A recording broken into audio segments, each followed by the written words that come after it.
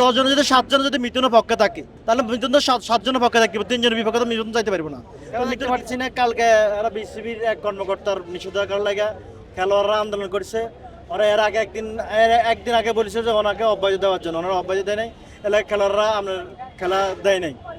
এবং আমরা 15 তারিখে টিকিট কাটছি, টিকিট কাটি আমরা এখানে সেনাবাহিনীর পিঠা খাইছি এবং পিঠা খাই আমরা এখন চলে গেছি। এখন আমরা 15 তারিখের টিকিট আমরা খেলা দেখতে পাইতেছি।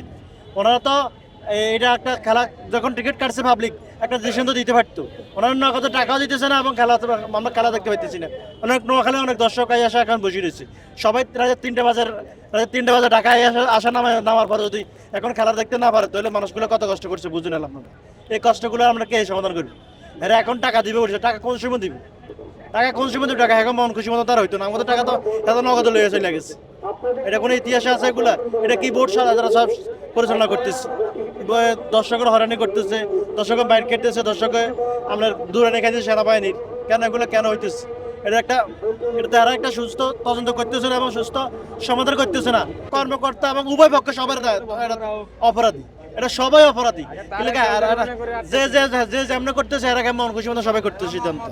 সবাই মোহাম্মদ মিথুনকে কালকেও দেখলাম, সবাই মোহাম্মদ মিথুনকে কথা বলছে, এটা কি ঠিক বলছে না? মিথুন তো একজন ইস্যু না, এনে মিথুন তো একজনের দায়িত্ব নিয়ে একজন কোয়াবের সভাপতি হিসেবে দায়িত্বটা পালন করতেছে। এরা তো আরো 10 জন হয়, 10 জন যদি 7 জন যদি মিথুনের পক্ষে থাকে তাহলে মিথুন তো 7 জনের পক্ষে থাকবে, 3 জনের বিপক্ষে তো মিথুন চাইতে পারবো না। তো মিথুন কি করবে? মিথুনের একটা কমিটির দায়িত্বে আছে, মিথুন হেবাজে কথা কইছে এবং হে লাগে এরা সবাই একটা অবরোধ করে খেলাটা বদ্ধ রেখেছে।